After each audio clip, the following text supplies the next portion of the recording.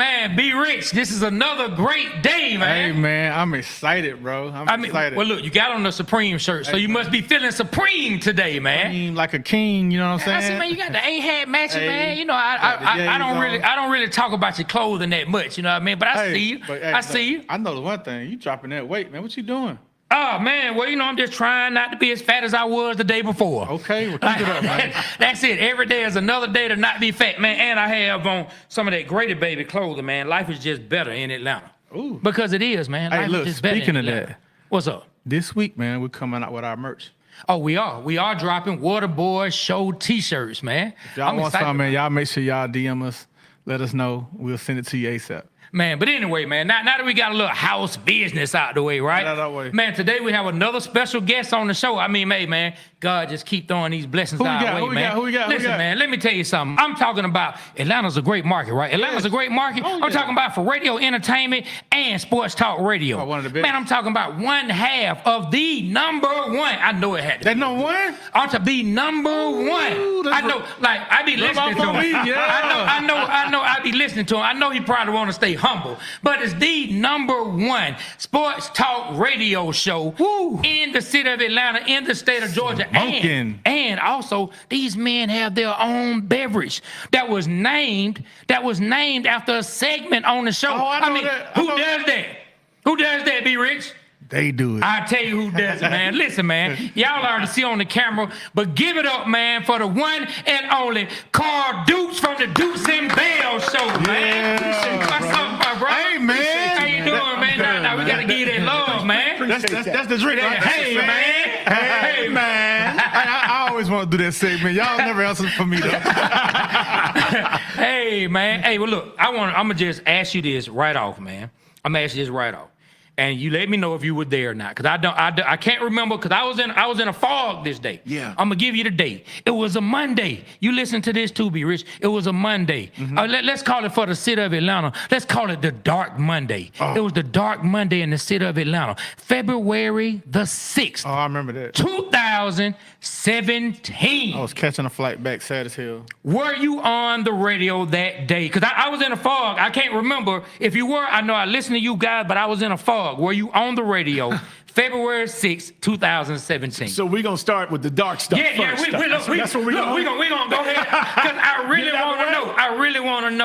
I really want to know if you were there, and how was just in the whole mood, you know, of the city, and how does a person in the perspective and the seat that you sit in handle that for the city and the fans who were so heartbroken? So, first of all, thank you guys for having me. Oh, good. Real talk, I was telling B and Trey, I was like, look, I watch these guys. Wow. So the Water Boys, this is a movement. Get on board, right? First and foremost, if you're not familiar with it and you're watching for the first time, you need to give these guys some love and be on board, all right? So when I got asked to do this, I was like, what? Yeah, of course I watch those cats. So I'm happy to be here. To answer your question, it was the hardest day in radio that I've ever done. Wow. And then it turned into the hardest few months in radio that I've ever done. Wow. And I'm talking about, you know, I've done this a long time. And the reason is because the city was depressed. So that Monday, to be quite honest with you, you come on and there is no positive spin. It's the worst blown Super Bowl in the history of the Super Bowl. It's the biggest game on the planet. And our team has failed. And in the manner in which they did that, hurt. And everybody was hurting. Everybody was hurting. And I just remember, man, going on and saying, look, we can talk about, you know, the season and all this and Matt Ryan being MVP, because we were in Houston for the week and it was incredible. And I tell people, if you did a movie and you saw how Atlanta took over H-Town. Oh, yeah. Okay, we did. Did.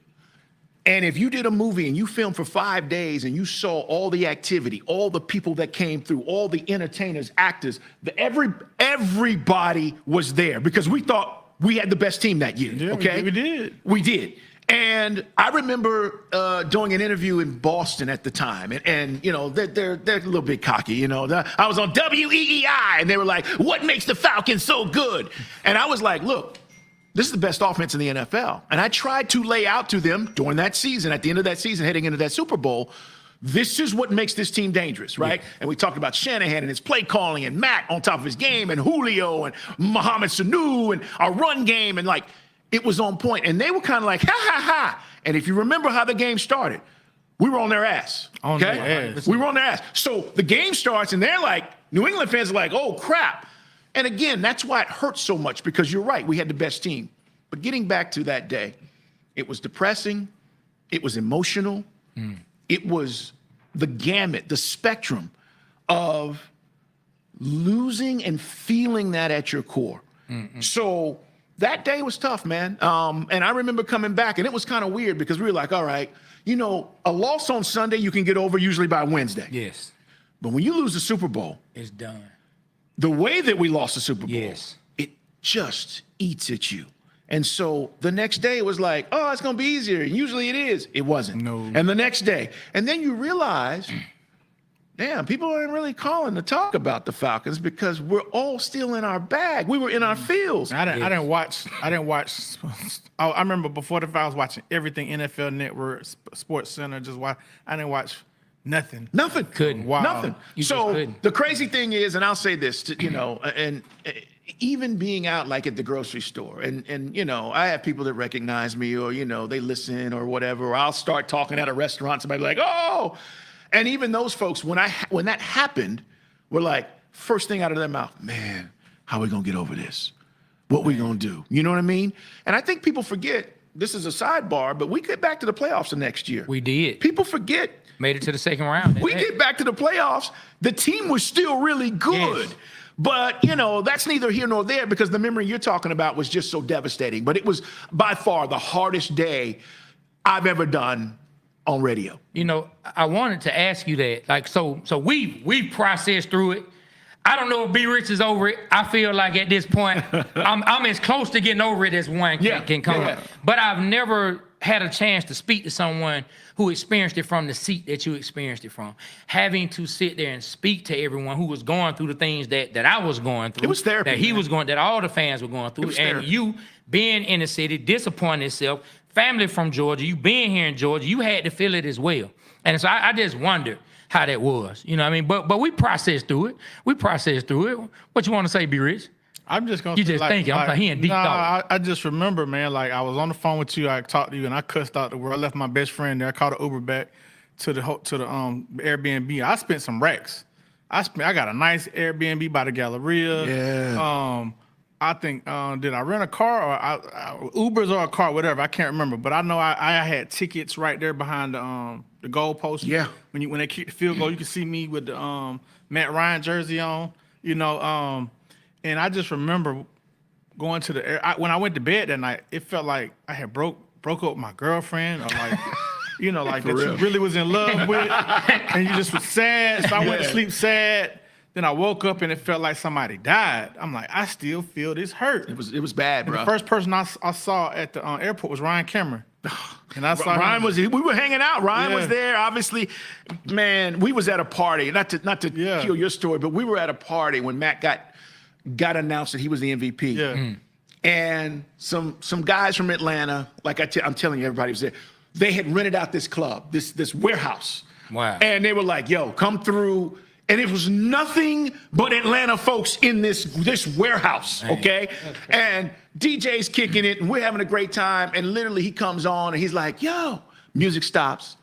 Matt Ryan's just been named MVP of the National Football League, and everybody goes, Had to be crazy. Everybody's like, ah, we're going bananas. The next day is the game. That's Saturday night. Wow. Right?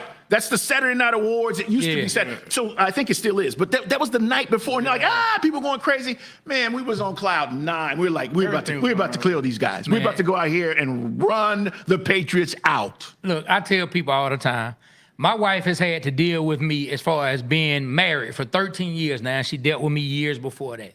And I've never seen her as hurt by anything as she was by that Super Bowl. My son, who was at the time, I want to say he was 3 or 4, he came downstairs and said, "Dad," now it's like 11:30, 11:40, "Dad, something's wrong with Mom." And I go upstairs, my wife was just sitting in the floor like, in a daze, in a daze. But you know what? We processed, we worked through it, and I'm gonna tell you what I did. What'd you do? I'm gonna tell you what I did. I even wrote a poem which I like to affectionately call a sports bar. I even wrote something about it. Okay. That helped us work through it. It really did. Maybe it can help you. Would you like to hear it? I absolutely would. Would you like to hear it? All right then, man. It goes a little something like this.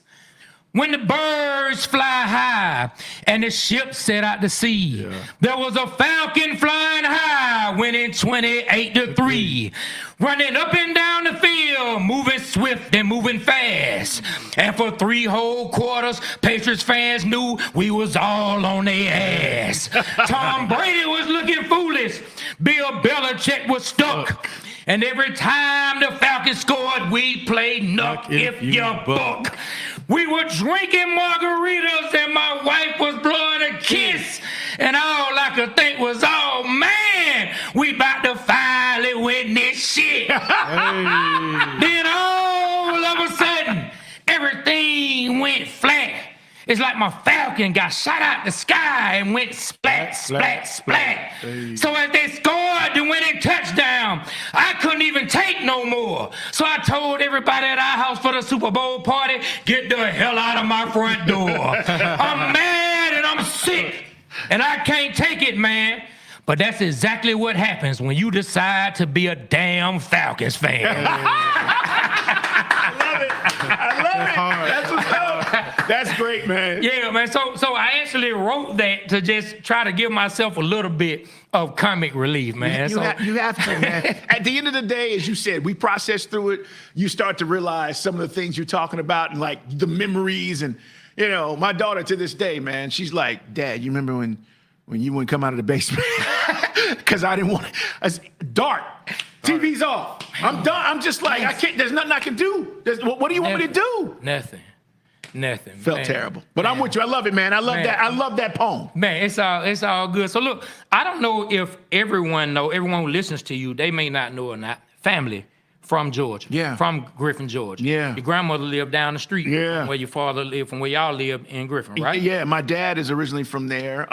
He ultimately went in the military and we traveled. I was a military brat, but grandma, uncles, aunts, they still, you know, down there. My mom was from Opelika. Okay. So to be in this proximity to Atlanta, you know, it's weird because I never thought I'd come here and work, right, as I was building my career. But to get the opportunity to come here when CBS called me and said, hey, we're doing it all sports, you know, we're really interested.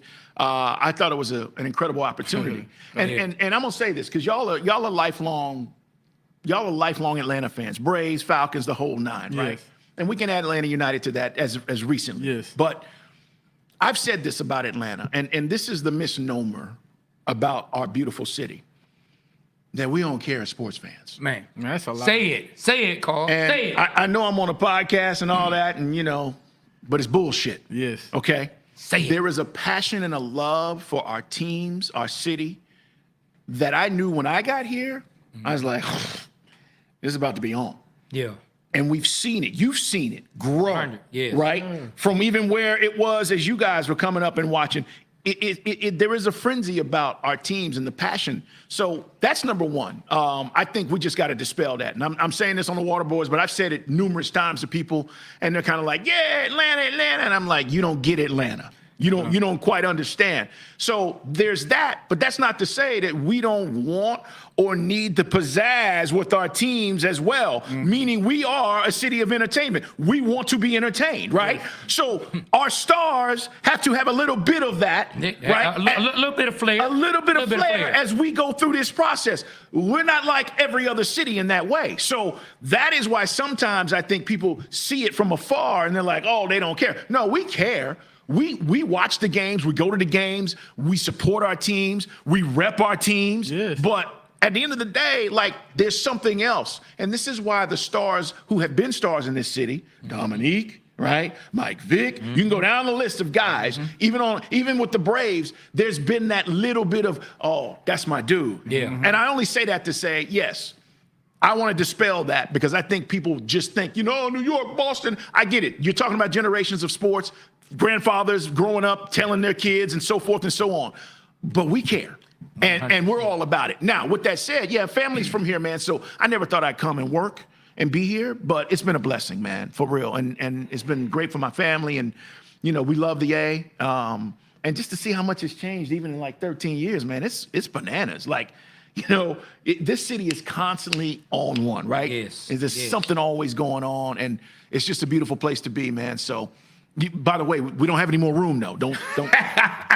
Don't you think you gonna come in here? We good? We full, right? We full? We are all the way full. We don't need any more traffic on I-85 or the connector right here, all right? Not at all. Not at all. We don't need it. This is crazy, man. Like I listen to you guys every day, and to hear your voice on our podcast is blowing me away. I love it. Like we are big fans, no lie. Like it's a big interview for us, and so we appreciate you coming. Well, man, I just love, you know, and I told you guys this before we started, like, the reason why you're watching right now and the reason why you're accessing this is because these brothers are authentic. They are what you get, what you see is what you get. Yep. And that's why I was like, of course I'm gonna do this.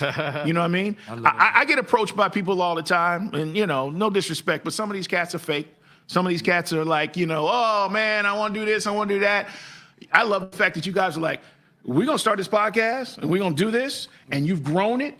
And look what's happening. So I love that. I love to see people succeed like that, man. So congratulations. No, thank you on that. So I got a question. All right. So we talking about interviews. You said, you know, you being one of our best interviews. What was your most memorable interview that you've done? And can you tell us about it? Oh, man, you know what? There's one that stands out to me that really got me thinking about my future and my life and my finances. But, you know, obviously the big names, and I've been blessed, man. I mean, like, look, I've been doing this since I was 19. I was in school doing this, attempting to become this. Okay. You know, I had my first talk show at 22. Gee. I've been grinding for a long time. So I've been at this and had the opportunity to interview a lot of people. Obviously, I'll tell you, you know, the big names, right? Michael Jordan. I covered Michael. You know, I tell people, if you didn't understand what the 96 Bulls were, it was like covering the Beatles, right? Wow. They would come to town. I know they sold out at the time, the Georgia Dome when Mike and those guys came. Yeah. And, you know, but that was in every city. And they'd show up at the hotel and there would be blocks of people waiting for the Bulls with Rodman and Pippen and George just to have an appearance. And of course, they would not come out. But the fact is, that was the thing. Behind the scenes, you know, after every game, they get on the bus and you'd see Mike with a cigar at the back of the bus, and they're kicking it, and him and, you know, Kerr and all these guys. And like, to see that as a young guy coming up, it was incredible to cover. But like, I was in awe the first time I went into a locker room to see and talk to him, because it was like, it's Mike. And then I think Allen Iverson tells a story where he's like, he's wearing the Jordans. Because you were like, does he wear them for real? Does he really wear them? So he's like, he's wearing the Jordans. And it was just one of those things because he was bigger than life. And you got to understand this too. And this is a hard part for people that are younger than we are. This is prior to the internet. This is prior to Facebook, Instagram, TikTok. Like, there was another level of famous, right? When people know who you are, when you're not doing all the digital stuff. And so that was the incredible thing. But here's the interview that changed my thinking about things. So I got a chance to talk to Magic Johnson. He had come to town. I'm in Houston. He had come to town. And Magic, for those of you who don't know, is involved in numerous financial ventures, okay? And, you know, Magic owned Starbucks, he owned theaters, he owned, I mean, you probably would be surprised. But he also had a venture capitalist company and all this stuff. So he had come to town, and Magic was buying a place like Atlantic Station here in Atlanta. He was investing in it. Yeah. And we had a chance to talk to him about it, because at the time it was like, you know, he was out of basketball and he was kind of just, you know, doing some of the broadcasting stuff. But I got a one-on-one with him, and he was talking about, I remember asking him, why don't more players do this? Because the reality is, if you think about all the NBA players, I'll use the NBA, but you could use NFL, pick your sport. If they all somehow pulled some of their money together, okay, and invested. Now we're talking. Okay, and you're talking about ownership of buildings, blocks, apartment complexes, condos, whatever you want to do. How might that change the complexity, okay, of Black-owned businesses and Black-owned opportunities? Yes. So Magic has always been about this. And I said to him, why don't more players do it? And he said to me, they don't want to. They're not interested in it. And they don't realize the impact that it has long term. So now I'm like, I want some financial advice. Like, right? I want to talk to Magic Johnson about, and basically he just said, look, I think people are afraid sometimes to venture into things that they don't understand. And he got into this whole thing about, think about me when I got to LA. I'm coming from Michigan. I'm this big star. I don't know anything about this. Yeah. And then you fast forward, and he met the people that he needed to meet through life. And sometimes you come across people, it's like, I don't know how this guy's gonna help me. But he was like, man, the relationships you build, you never know how they're gonna come back. You don't. And financially, he was like, I just want to show people that you can own things and you can have things and you can create opportunities for others. And that just stuck with me, man. And it's something that even as I've tried to grow my life and whatnot, I've tried to help others. But from a financial standpoint, just if you think about that, like, you have to want to. Yeah. And if you come across having a little bit, you guys know this, you can turn a little bit to a whole lot, right? Or you can turn a whole lot into a little bit. Into a little bit. But it's one of those situations where it was like eye-opening, because you think a lot of guys just play, they do their thing, they make their money, and that's it. Yeah. And there's just so much more that could be to it. And it's why Magic is who he is. Mm-hmm. I mean, there's just, he owns the part of the Dodgers now. Man. I mean, you think about all the Commanders. Part of the Commanders. That's not by accident, right? Yeah. And my point is, there are more people. Jaylen Brown, who's from this city, who just got a huge deal, last year, was talking about economic impact. And I just think that is something that we kind of graze over, but it's very important because the financial means are there if people want to do it, especially in the business of sports. What I liked about it was, like, back in when he came to Atlanta with his investing, he took over the Greenbrier and he put the Magic Johnson Theater there and put a couple Starbucks in, on that side of town. And I just remember when he first built it, it was nice. It was. The movie theater was nice. Yes. And I remember I took my mom and my daughter at the time. We went to a movie, and I was like, man, they got something on our side of town that's nice. I mean, it didn't stay nice. Ended up shutting down after a number of years. But the fact that he tried to bring it to the hood and show us as a people, hey, you can have nice things as well. And give some jobs out. And had jobs and all of that. So shout out to you, Matt Johnson, for coming to Atlanta, Georgia, where you're not from, and trying to do something positive for the community. So a big shout out to that. Man, I mean, that's deep when you think about it, though. Him saying they don't want to. I mean, a lot of things in life boil down to that. Like, we look at a lot of situations like, why this person didn't do that? And a lot of times, if you ask, they didn't want to, or they didn't know that they could do it. Mm-hmm. They've been convinced that they couldn't do it. And a lot of times, it's not convincing from outside.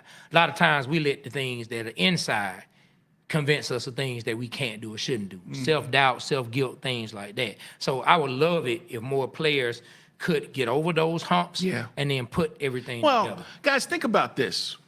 We are in an era right now where basketball players are making close to $60 million a year. Okay? Now, I mean, I'm just telling you guys. We're just talking about Jordan, right? At his peak. And it was a back payment. It was, thank you for what you've done, when he got $35 million in 1997. Yes. And everybody went, or 98, and everybody went, oh my God, he's getting that $35 million. Think about the money he had generated for the league and what he had done worldwide. It was chump change. But you have guys now in this league, some of them who aren't that good, who are about to make $55, $60 million money a season. DeAndre Hunter. I didn't say that. I swear I was thinking that. That came out and went through his head into my head. But he beat me to it. He beat you to it. DeAndre Hunter, you got to step it up this year, buddy, for real. Don't get me started. Man. Don't get me started on that dude. So look, I know we threw your train of thought. I want to talk about the Hawks, man. Okay. I know it's football season, but I think you have insight, man. The number one sports show in Atlanta. Say it again. Number one sports show in Atlanta. I appreciate that. Thank you. So, I'm a big Trae Young fan. What's going on, man? I feel like the management didn't put nothing around him for it to work, because everybody's blaming him, and I don't want us, the people, the media, which includes us, to run him away, because it's not his fault. He showed what he could do with a team. He got to the Eastern Conference Championship. If he wouldn't have stepped on the ref's foot, who knows? We could have been to the finals. You understand what I'm saying? Yeah. So what's going on, man? Like, why does it seem like people don't want to come play with him, first and foremost? And why are we having issues? Why didn't DeJounte Murray and him didn't work out, because I think DeJounte Murray was a hell of a player for us, and I think he's going to do a great job with New Orleans. He is, and he's a good dude, just on a human level. Look, when they made that deal, and this is no disrespect to DeJounte, but you don't give up 3 first-round picks unless you are getting a guy that's taking you to the NBA Finals. If you look around the league, there's only about 3 or 4 guys that are worth 3 first-round picks. Seriously. If I told Atlanta fans we're getting Joker and we got to give up 3 first-round picks, you're doing it. Right? If I told you we were getting Giannis, you're giving up 3 first-round picks. You're doing it. LeBron in his prime, not LeBron now, you're doing it. There are only a few guys around the league that you could literally say 3 first-rounders, we're going to finals next season. We should have did that for Ant-Man when he was in the when he was the first pick. We should have gave him 3 first rounds in the draft and picked him. in the draft. Yeah. So that's number one. But that wasn't DeJounte or Trey's fault. The point is they are, and I said this from day one, and people laughed. They are the same player. Understand me. They do similar things on the floor. Now, Trey may have a little bit more flair and he may have a little bit more offensive game, but they are ball-dominant guards. And when you have ball-dominant guards, what that means is I need the ball in my hands to create, not only for me, but for my teammates. And at the end of the day, when you have 2 guys who are similar in that way, okay, it makes the offense difficult to run. It makes things hard because I'm used to having the ball in my hands and I give it up to you, and you used to having the ball in your hands. You need movement, you need motion, you need picks, you need things that are happening. The reason why Trey was successful in 21 when we went to the Eastern Conference Finals is you look at the makeup of the team. He had shooters. Yes. He had vets that could play, but the offense still ran through him. Yes. And that is why this didn't work with DeJounte. They're cool. Trey said it. I've heard him talk about it. I've talked to DeJounte. They're cool, but it didn't work. And Trey said it. It's not the first time that somebody makes a deal and it's not going to work. Now, let's get to the other part of what you just asked, which was, why, it seems like teams or people don't want to come play here. Trae Young is not a selfish player. You can't be selfish and average 28 and 10 or 28 and 12, right? A selfish player is not giving up the rock like that. It's just the perception, I believe, is that, to your point, what is management doing to make this team better? And I'm watching, if I'm a ball player around the league and I'm watching and I'm saying, man, Trey can ball. Everybody knows that. But what are they doing to make the team better? Mm-hmm. And I think that has been a question, unfortunately, since not Tony Wrestler, but Slink left. Slink came in, Travis Slink came in with a plan, and he said, look, we're going to have shooters. Think about it. The way he went about drafting, a good team. He did. And the way the team was built was perfect for Trey. He had the tools to win. And then when they started to dismantle the team, which is something Slink didn't want, that's when things started to go downhill, right? We got to move Red Velvet because we got to save money. Really? Red Velvet won us game 6 in Philly damn near by himself. I mean, we forget. So I just feel I told him that. I just feel like that's what's going on right now. And until Landry Fields, who's the current general manager, and the front office, Kyle, listen, we love Kyle Korver. He was a great player for us here. He's a good guy, but they have to show that they can put a team around Trae Young. And, the decision was made this offseason. When you traded DeJounte, because everybody's like, they're going to trade both of them. And I was like, they're not doing that. That's stupid. But when the decision was made to trade DeJounte, which we all thought was going to happen, what are you saying? We're saying we're still about Trae Young. That's how I feel. That's what we're saying. Yeah. So how do you make that work, and how do you make us better, and how do you make us a playoff team? Not a play-in, I'm not talking about the play-in. So that's the question. I think, man, I think they're going to be a playoff team this year. I feel like all the play pieces that's in play, they got to step up. They got to do that. I think Jalen Johnson is vital for him to become an all-star this year. I feel like Trae, he's going to step up. I feel like he's in the gym right now. You understand? He's a gym rat, man. I think he got something to prove. Our first round pick's gonna have to like 10 and 10, something. And I was talking to you earlier, the Daniels kid, I feel like, he's the X piece. Can he shoot? He gonna have to learn.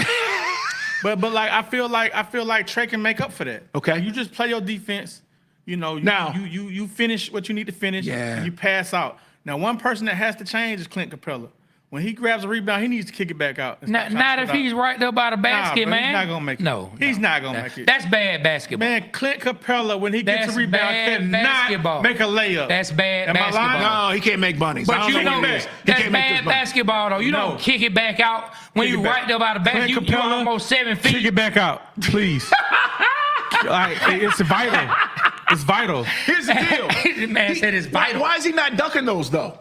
See, I like that idea better than kicking it back out. You Because gotta he's dunk gonna get those. fouled and he's not gonna make his free throws. He makes one. You know what? That's right. He's true. He makes one. He makes one. Look, Clint, you're a great rebounder. You're a great person. When you get the rebound on the How back, do you know he's a great person? We don't even know this dude. my Because intuition? he had dye in his hair like Kwame, Yes, like yes. because we were Kwame fans. because of the hurricane, the tornado.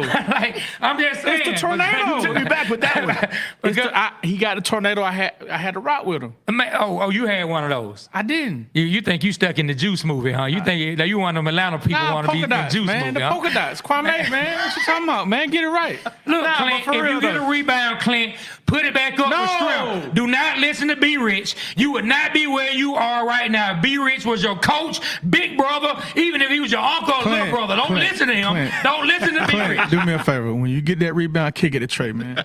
We're gonna be all right. Daniels, though, we are going to be better defensively. Ricochet, he has great timing and blocking shots. Clint still has an ability to do that, obviously. DeAndre Hunter, you got to step up, bro. Who? DeAndre Hunter, bro. You need to step up. You need to average 20 and 10. Wait. Who? We still waiting on him. I don't understand. wait, Don't no. get me started on this. Now you man. don't have to, but I'm gonna tell you. But I'm glad you wanted me to say something about D. Go Hunter. ahead. Go ahead. You know what, man? Go ahead, Carl. Listen, I've been riding D. Hunter for 3 years. Okay. And for 3 years. And people who listen to me, y'all know this. Because I said the key to this team was DeAndre Hunter. DeAndre Hunter has the body and the ability to create his own shot. Yes. He's long. He can play defense. Yes. Right?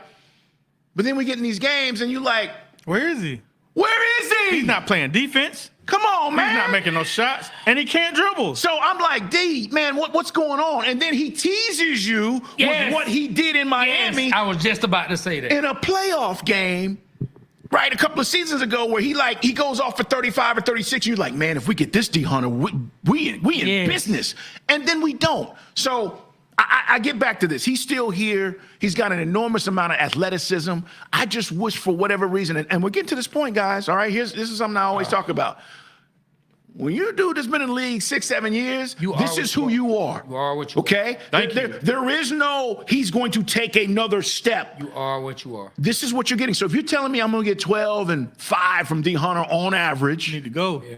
that it's got to be more than that. So when you say that, I've been on it, man, because I think he's so talented, but we just haven't seen it. So, Man, why you tough on everybody else? You don't have nothing to say when Trey does something. so let me say something real Now, I quick. want you to answer that question. why no, what? No, come on. Why what? Why are you so tough on everyone else, but you would not be tough on Trey Young on anything? And if I am or say something, I'm hating or I want him to leave. Because Trey Young has proven himself to me. He's proven that he's going to put butts in Clint the Capella seat. is proving himself in the NBA. He he's has. proven that I'm he not saying he's cannot Trey put Young up a level rebound. player. He's proving himself. I mean, he has. He's proven that he can't make a layup Listen, man. when he gets a rebound. Where is Clint Capella from? Well, do anybody know where Clint I Capella think from? he's from it's overseas somewhere. Where we from? Any black man from overseas that can come over here with dye in his hair, look like somebody that you know when you were kind of So broke. I guess you went high on Dennis Schroeder, huh? You went high on Dennis Schroeder? Man, you know my son used to love Dennis Schroeder. I know. He was like he got that dye in his hair. I say, man, that ain't dye. That man threw some peroxide in his hair. You remember people would throw peroxide to dye their hair back in the days when they had no money. So what I want to know is, man, why, I'm just telling you. I didn't do it, but I'm just telling you what people did when they didn't have no money. There's some people out there who will back me up on that. So if I put But- some peroxide in my beard, it's going to change it. Man, please don't. Please don't. I might Well, you're wanna gonna get look the like crumb in my a beard. fool out here. Boy, you're gonna look. You're already light as you are, and then you're gonna have the orange beard. Boy, you're gonna look like a fool. I'm going to have an boy. orange beard. Yeah, man, it's gonna turn it that orange kind of like color. hell no. Yeah, don't do that, What man. y'all put in this cup, man? Man, Some of that vodka. be rich went and got that drink, What man. y'all got in this cup? Man, what you trying to get dudes Hey, drunk before the show, yeah, man? I want to ask you something. I want you to drink that before I ask this question. Oh Lord, hold on. Why are you trying to get why? Like, is he trying to get the trying man to say a drunk? joke. You just ruined my Okay, joke, go ahead, man. man. Go ahead. Damn. Go ahead, man. Get your joke Pittman off. over there doing the Nah, wall. go ahead. The man has a job to go to. So, all right. So listen, we trying to figure this out, and we can't figure out for the world of us. All right. So you saw we gave up 3 first-round picks. That wasn't Schlank. That had to be the owner, right? Oh, here we go, slanky boy.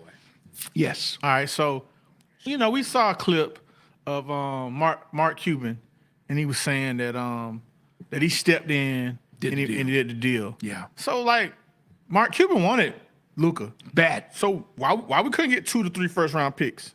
I think what I think personally, and I want to ask you this question: do you think that Wrestler, which is the Hawks owner, and Cuban struck a deal for him to go on Shark Tank? And this thing happened. Because I can't figure out in the world why the owners is there something coming on. What you think? No, man. Look, he didn't. He didn't strike no deal, man. He did want him. He went over to see Luka a couple of different times personally. Usually, like even Travis when he was here, and most general managers, they'll travel abroad if they're serious, like Ricochet, right? Yeah. You go over to France, you see him play or whatever, but they wanted him. It's funny. Let me ask you guys something real Yeah. quick, and this is something we've discussed. Like, I'm gonna take y'all behind the curtain right now, okay? All right. Okay. So we in Atlanta, Yeah. Yes, sir. black people. Yes, sir. Yes, sir. Would you have been cool if we drafted Luka, not knowing what you know about Luka right now? Remember when he's coming into the league, you could see about 3 scenes of him playing overseas, and all we heard was that he was going to be great, blah, blah, blah. He'd been a pro since he was 13, yada, yada, yada. Okay. Everybody now is saying, damn, we missed out because you know what you're seeing. Okay. Prior to that, Atlanta, would you have been cool with drafting Luka? Because I got to tell you something. I think that's something the team thought about. And they thought about how do we build a team from a guy. Trey is a distributor at heart. Mm-hmm. Yes, he can score. He's always done that. But Trae Young could affect the game with 15 assists, and that he'd be fine with that. Mm-hmm. I just feel like now it's easy to say, damn, Luka's size and look what he does and how he's perennial all-pro. It's easy for us to sit here and say, that's the dude. Would you have said that draft night? I got it. Let me jump into this conversation. I'm going to be completely honest. No, I did not want Luka Doncic. Luka Doncic had an ugly step back, and he's actually still doing that same damn step back. And he did it right there in Rudy Gobert's face. And I'm like, he doing that same ugly ass shot, and it's balling. So no, I did not want Luka. And let me tell you, that's how a lot of folks felt. But let me say this. It is not my job, your job, or B-Rich job to know what is going to work from a basketball standpoint. If you want to come to me and say, what song do I think will fit best and make a crowd go crazy? Hey, Slank, hey, Wrestler, play that for me and B-Rich. We come from the music business. We may know better than you guys. But when it comes to basketball, they should know more than me. And they should not let culture be a reason that you draft somebody. Draft a player that is the better player. So I'm not going to give them the pass. No, I didn't want Luka, but I'm not going to give them the pass for being basketball people, for being in the basketball business and supposed to run a good team. Because I'm going to tell you this. They call Trey Ice Trey, and we know Quavo made a song. But if Luka came in here balling, it'd be 100 songs talking about I'm at the bar smoking hookah, hanging one bar up on Luka. You know what I'm saying? We smoking hookah, balling like that boy Luka. You know what I'm saying? It is what it is, bro. It's real. That's so real. I'm telling you, Slanky boy, that's what I call him. Yeah. Because I didn't personally think that Travis Schlenk did a good job. That's just me. I'm on the opposite side of everyone. Now, you might have some intel that I don't have, but I just break it down. I think there's 2 things at play here. One, first, I agree with you, because at the end of the day, we want to win, right? 100%. And Luka was here, and we're going to the conference finals every year, and we in the mix. It don't matter. Like that boy Luka. But I just think now, it's like with anything, man. If, you open the gift, before you open the gift, you're like, man, I hope it's this. You open the gift, and it's not that. You're like, oh, man, I wish I would have got that, right? Yeah, true. But there's 2 things at play here. Slink wanted to make decisions and deals that he was not allowed to make. Oh, okay. Oh, see? Okay. There So you you go. giving me? Hey, man, somebody. I've been saying it. Listen, I've been saying somebody it. wrote and said one of those was possibly thinking about maybe trading Bruh. Trey at one point. No. I'm just I mean, telling he you. probably I'm thought just that. telling you what. No, you're right. You're right about it. All I'm trying to say is, hold on. you heard Mark Who did Cuban Rick out his Bucher? mouth What say did he Rick told Bucher? Schlinky Right. they You over think- GMing. All I'm saying is one of those moves that we heard. I think it was Rick Bucher. I could be wrong. I mean, because he But realized. He said, one- hey, you know what? I may have made a mistake. Okay, then. You got to respect that. Okay, then. Make some good deals in the first place, my guy. John Collins off the team. DeAndre Hunter. We just clowned him. shoulda kept- We just, and there you go. we shoulda kept Red There you Velvet. go. Cam Reddish. I almost flipped my TV over when we drafted Cam Reddish. I thought he was I'm gonna like, be the this man. is Marvin Williams 2.0. I didn't It's think not that. even Marvin Williams. That was Marvin Williams 3.0. I thought he mean, was it wasn't gonna even good ball. enough to be 2.0. Everybody, he convinced me. Nah, man, Cam Reddish got it. Him and my nephew. Hey, Dave. Yeah, I'm talking about you, nephew. Yeah, my first nephew. I'm talking about, man, love you to death. But you said Cam Reddish was going to be good, and he ain't do nothing. He I think it ain't was do ego. nothing in the I think he city had of ego. Atlanta. You think what? I think Cam Reddish ego took him out. Oh, man, look, let's go down the line. John Collins, DeAndre Hunter suspect, Cam Reddish off the team, Amari Spelling not on the team. He ate himself out the Kevin, listen, okay, well, get you somebody who's not going to eat themselves off the team. I You agree. already know you're I not agree. far from Magic City and them lemon pepper Lou wings. You know what I'm saying? So you have to take all that into consideration, right? All right, we got Big O. I like Big O. Big O, all right. I don't know He what all Big right. O He gonna be paying able to out. do He gonna do all with right. more minutes. I like Big O, but you still have not addressed, even with Big O playing, you still have not addressed one of the biggest issues that you have having a 6-foot point guard, and that is size in the paint. The Hawks get pushed around, even with Capella. That's not a 7-footer, and he's not the most stout guy under the basket. So we get pushed around. We got a 6-foot guard which I love Trey, but I'm just breaking down what's actually happening out there on the court. But that's where Daniels is going to come into play. Like for everything that DeJounte was, DeJounte was not a stout dude either, right? We had two smallish guards playing at the same time in many cases. That's going to help. I mean, Daniels he's a much bigger guard and a much better defender. We need it. So I'm with you. All these are things that you're saying are absolutely true as far as the deficiencies and how you try to fix them. But I think the whole Slink thing and decision making, there's a reason, fellas, that the reason why he's not here. Yeah. Oh, yeah. Right? I hate that. And I think one of our better GMs was Danny Ferry. I really liked him. I hate that he put his He ain't even put his foot in his mouth. He just came out. He knew better than that. should he have read that though? 'Cause, I mean, he's reading the report, right? What is he reading? Because when we listened to the audio recently, mean, and he I sounded don't like know. it was just something he said. Regardless, I'm gonna tell you who was wrong. That was an internal conversation. Correct. And them owners Yeah. was on some bullshit. Yeah.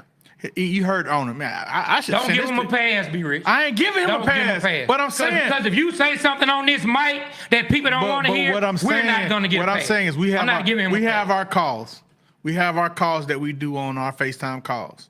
You know what I'm saying? And we say whatever during our calls. And who's privy to that? That's us three though. I know, but what I'm trying to say was he had a call. When Aaron on the call, because Bro, I don't what know I'm what saying- Aaron gonna do. what I'm trying Look to- at him.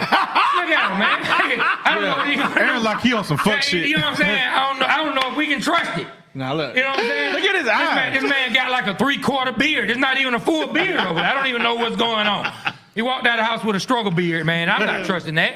Yeah, I agree. Yeah, Aaron Wolf Pittman. I don't know. But- But where I was trying to go with it is like you're having a conversation with your bosses.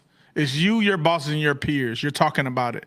Why is it being recorded first and foremost? And why do when he says that, one of the owners says, "Oh, I'll send this to Sports Center." I got a So question. there was some internal. It was a shit. gotcha moment, right? I got Yeah. a question. Like I'm in the 3rd grade trying to get seen in the back of the class. I don't know why I said in the back. I was one of the smartest people. That was an idiot move. But anyway, Carl Dukes, half of the #1 sports talk show in Atlanta. Are you gonna say something like that with Mike Conti on the line? Like what? Like with Danny Ferry? Are you gonna say anything that shouldn't be said with Mike Conti on the line with one of the upper people Okay. at the station? Well, I mean, so for me, so let me say this. like, It was some internal stuff going on. They didn't like each other. No, for the real. owners, man. They For was real. But But I I'll shouldn't have said that with the guys on the line. well, you're right, and you have to know who you're talking to. That, that's all I'm saying. You That's have to know all who you're I'm talking saying. to. That's all I'm saying. So, but I will say this: if you're an executive and you're in the room and we're talking about internal basketball affairs, and you're at the table, I'm suspecting that that's going to stay private, right? And it just didn't. I felt like it was a gotcha moment too. And I'll say this, and he'll never own it. But I've talked to Mike Budenholzer about this, and people forget. Ferry came in, he hired Mike Budenholzer. Mm-hmm. They were going to be the guys who were going to build this, and obviously Danny leaves, and then they elevate Bud, and we know how that all went. Yeah. But that's how he felt. Like it was a gotcha thing, man. I mean, so I'll say this though to answer your question. For me, I don't give a damn. I tell you how I feel, and I tell people, I'm gonna tell you to your face exactly what I say behind your back. Oh, I'm with that too. And so I'm if with you're that too. saying like, if I had a conversation with Conte, what's up, Mike? I'd have the same conversation with him that I would have if he wasn't in the room. Mm-hmm. I'm not calling him names. I'm not talking bad about anybody's family. I'm just like, we're talking business. This is what it is. You know what I mean? So that's how I operate, and that's why I don't like blank ass people. But that remark was outside of the scope of business. I got you. In my opinion, that particular That's fair. remark Okay. was That's fair. outside the scope of business. I need you to do me a favor. What was the owner thinking when he heard Danny Ferry say those comments? What was he thinking when he heard it? Man, so Danny Ferry said, what's the player again? What's his name? Lou Aldane? Yeah. He said, Lou Aldane, man, he got some African in him. The owner said, whoa, I can't stand this bald-headed dude, Danny Ferry, anyway. For real? I got you now, ninja. Hey, damn, I know you're white, but I got you, ninja. I got you. We got you now. He probably looked around the room like, did you hear like Kilo? Do you hear what I hear? He's gone. Get him out there, please. You know what I'm saying? So he was like, man, the other owner had liked Ferry. He didn't like him, so he's Man. like, I got him. He like, I got both of them. He out of here. I got what I want. He is out of here like an umpire. Out of here. He probably told Danny Ferry as soon as they left the meeting, he said, you know what? It was so nice to know you, my brother. Make sure, you know what? I'm going to buy you a ticket to a real ferry, Danny. You'll be real comfortable on a ferry, Danny Ferry. We're going to catch you one in Chattahoochee, man. You go ahead and get on up out of here, man. You know what I'm saying? Once it went public, fellas, though, the pushback It was over. It was over. It's too much. Over. It's too much. It was over. It was over. So look, that's enough about the house, man. Yeah, because I do want to ask somebody about the Falcons. Yeah. So you want to ask him Yeah, I something want to about the ask. Falcons? So look, man, why not? That's my thing this year. Why not? Why not this year? I think it's our turn. I think we win the Super Bowl. We broke the sports curse a couple weeks back. We've had so many bad breaks for this city. Why not this year? Can it be the Falcons? I really feel like we're gonna go all the way and we're gonna win the Super Bowl this year. Why not? Well, I'm with you. There's no reason. I mean, look, we've gone from somewhat of a dysfunctional situation with the quarterbacks, right? We don't have one. We think we got one. We realize he can't play. Coach gets got. And then you get Ra in here. And I got to tell you guys, and I had this conversation, and I've shared this on other shows, but like leading into the hiring, and I said this, Belichick was not getting this job. And I kept saying it when people were like, Belichick, I ain't gonna lie, I Belichick. wanted Belichick. Well, a lot of people did because it makes sense. His experience, there's the pedigree. He's going to come in here. It's going to be no nonsense. He's going to get the players in here that he wants. Problem is, I think Belichick, specifically to the Falcon situation, I won't speak about other things. Okay. But it was just, there was, okay, first interview that he had went great. The second interview, which was supposed to be him talking about how this was going to work, how the staff was going to look, who he might keep, who he might elevate, went terrible. Oh, wow. And at that point, it was Falcon personnel and brass going, this ain't going to work. And then they were done. Now, during that process, they're interviewing, McDonald, who went up to Seattle. They're interviewing Rob. There's other interviews going on. But everybody thinks like this was a lock. And the only thing I will tell you, and I'm going to tell you, and you hadn't heard this anywhere, prior to the season ending, okay, ownership reached out to see if he would be interested in coming here. Wow. Okay? So that's something you ain't going to hear nowhere else. And I'm telling you, with that said, that started this process. And that's why all of the Adam Schefters of the world, right? The Ian Rappaports of the world were starting to report this because they had knowledge of the fact that, hey, they've already had contact. The season ain't even over yet. Yeah. So there's got to be there's smoke, there's some fire. Has to be. So that's where all that started to accumulate. But it wasn't until these actual meetings when Arthur Blank realized, and the people that he trusts, this is not the route we want to go. And I got to give Ra credit. Ra came in here and people they feel like he's been given a second favor or oh, we know him, so it's okay. Ra earned this shit. He went to LA. He was a defensive coordinator. They won a Super Bowl. Yes, he had the great Aaron Donald, but we act like he was not in charge of that defense and not a critical part of what Sean McVay was doing. Mm-hmm. So leaving was the best thing for him. Yeah. And so now when he comes back and he's interviewing for these jobs, got me a tip. He was in a better position to say, look, this is what I'm going to do. This is what I'm going to do. And I'll say this, for people who say, well, he took over the team after Dan Quinn got fired. I say this all the time. Why don't you come into my marriage about halfway through and see if you can make it work? Ooh. Most interim coaches don't work. They don't work because it's not your team. It's not your guys. It's not your play. It's not your scheme. He was just filling in, man. That's all you can do in those situations. And people forget we started 0-5. The team we were in disarray. And now you're supposed to step in and make things right. You're just trying to survive. So for him to get this opportunity, B, to answer your question, you damn right. Why not? We got a quarterback. We've now shown that we're all in on the defensive side. When everybody wanted a corner in the draft, I said, relax. They'll take care of it. They go get a safety, the second best safety in the league, and Justin Simmons behind Jesse Bates. Let's go. You putting those cats back there together? AJ just got paid, right? Grady's 100%. Trust me on this. Grady's about to have a great year. You now add Matthew Judon. Let's go. Why not us? Because this offense is going to be humming. You have a guy that can deliver the football. And I've been at all these practices, man, all these camp practices. Man.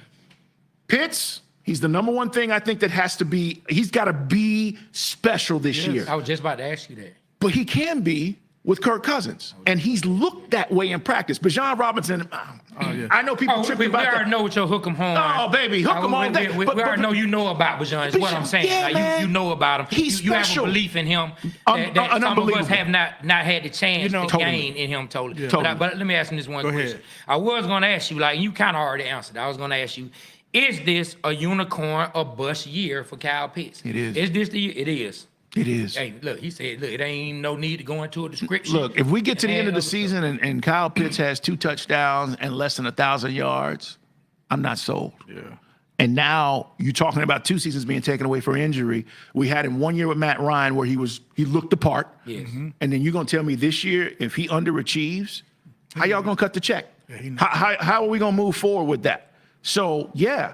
This is by far his biggest year, and I think he's the most critical part on the offense, the most critical person on the offense. They need him. You know what I was gonna say was I didn't know much about Kirk Cousins. You know what I'm saying? But I got a chance. We went to the Buford practice, and the way he delivers the ball reminds me of Chris Chandler back when he was that year. Because Chris Chandler, when he made a decision, he was doing it. It was like it was hitting the receiver. Yeah. I haven't seen that in a while to where Matt Ryan had it a little bit, but Chandler that year when we went to the Super Bowl, every time he decided he was going to throw the ball, it was completed. And that's what I see in Kirk Cousins. And the ball, like seeing Ritter so much, he's like, oh, it's about to get intercepted. You always jump when he's Cousins is putting that thing only where his receiver can get it. So I'm really, really excited about seeing that. And Kyle Pitts is going to have a great year because he has Kirk Cousins getting the ball to him like that. Okay. London's going to have a great year. By the way, he looks like a dog. I mean, Drake is playing with a chip on his shoulder. You heard that? Your hometown haters out there, you heard that? I want to see Bijan do 1,000. I want to see him rush for 1,000, receive for 1,000. I would love to see that. I mean, why not, man? Our offensive line is good. Our defense has depth. They can be rested. They have depth at safety. Yeah. They have depth on the line. The linebacker. So if you're telling me, man, you rested and you come in and you getting the same energy from each player, we got a chance, man. And then we got a dog. We got that dog in him. I'm sold, B. Rich. I'm sold, man. Let me say this about Bijan real quick, because I asked him this a couple of weeks ago, and I said, Zach Robinson's the new offensive coordinator from the Rams, and I said, did you watch anything like in the offseason? Like, did you, because you've said that you want to like be used, or they've told you you're going to be used like Christian McCaffrey. He said, yeah, man, I watched every game of Christian McCaffrey last season. Wow. And I was like, really? And he was like, yeah. And I think part of that is, to your point about 1,000, I want people to envision him being used in that way. Christian McCaffrey is the drink. He's the guy that stirs the drink in San Francisco, right? We talk about Brock Purdy, Debo, Ayuk, who's still holding out, whatever the hell's going on. Is McCaffrey. If Bijan is that dynamic, and he is, that's a problem. Slot, backfield, screens, reverses, We got so quick many hitters. weapons, man.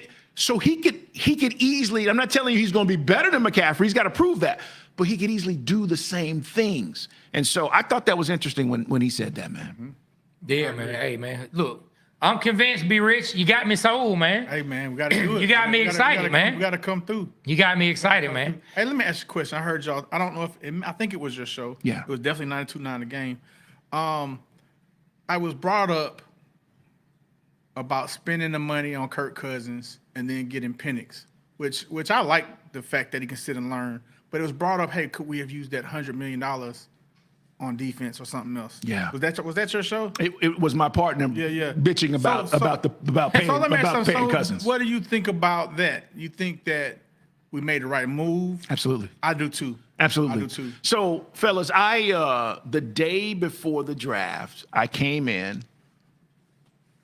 I'm going to tell you how locked in I am. I came in and I said, we started the show. And I said, I want to talk about something nobody's talking about. What if we draft Michael Penix?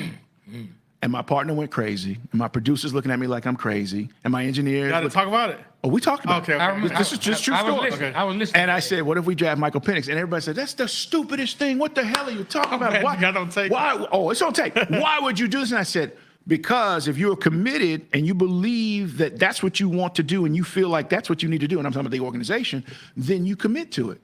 It may sound crazy to you guys, but I'm telling you, they really like Michael Penix. It's the day before the draft. How did you know that? I'm locked in. Okay, you like it. I'm locked in. And I said, I'm just saying to you guys, right? I'm just telling y'all, Yeah. there's a chance that this could truly happen. Now, at the time, I told everybody I thought Latu was the best Yeah, I edge heard rusher. y'all talking about that, too. It was not Dallas Turner out of Alabama, and I was right.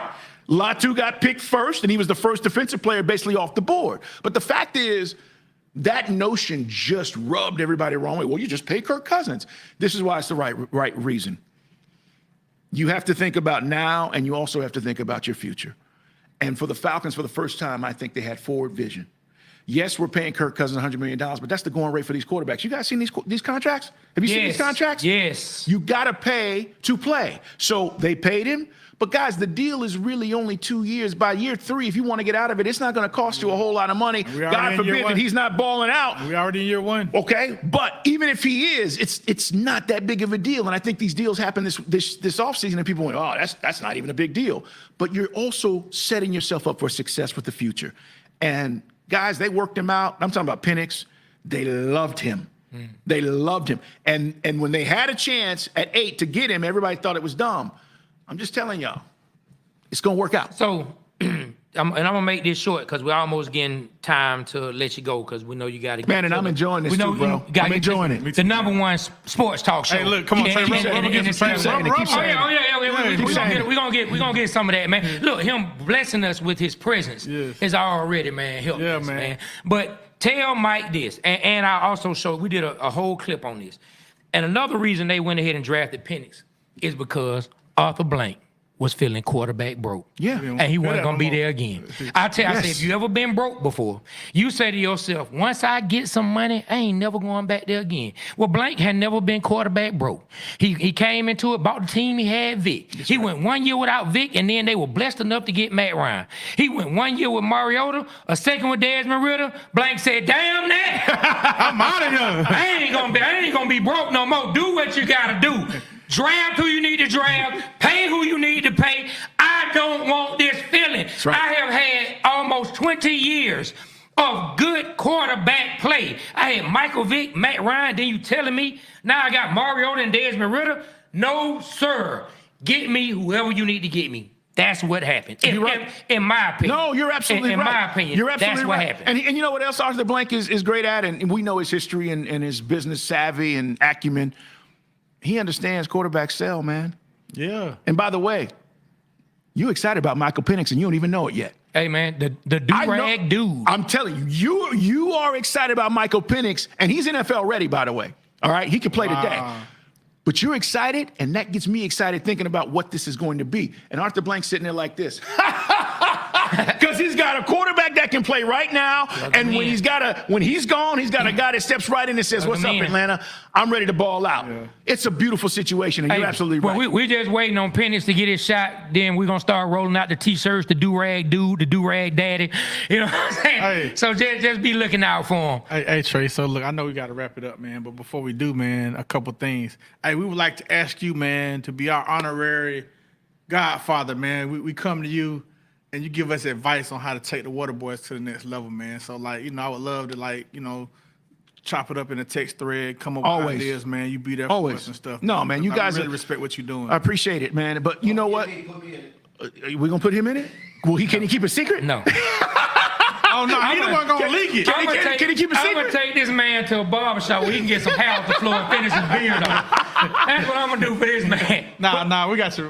But you know what, man? Y'all are doing this, and I told you at the start, the authenticity, you guys, who you are. Thank you. You love our city. You love our team. Yes. And ultimately, man, I think people dig that. And that's what this is about. But whatever you need, you know I'm there for you. I'm there. We All right, appreciate two it. more things. Yeah, man. I want Trey to give us a sports bars for the football season, and then I want you to give us a blast for the pass. How you think we should do the blast pass first? You can do the blast from the past, and then I'll do a sports bar to lead us into some good feelings Okay, for okay. Falcons 2024. So look, we do this segment called a blast from the past. Yeah. So we want you to kind of think of a moment in Atlanta sports history, if it's Falcons, the Braves, Hawks, whatever, and tell us about that moment, man. Chop it up for us. Well, we started this talking about the Super Bowl, so I'm going to take us back because I think this play, and if we end up scoring instead of what happened, okay, we win the Super Bowl. Okay, what now, happened?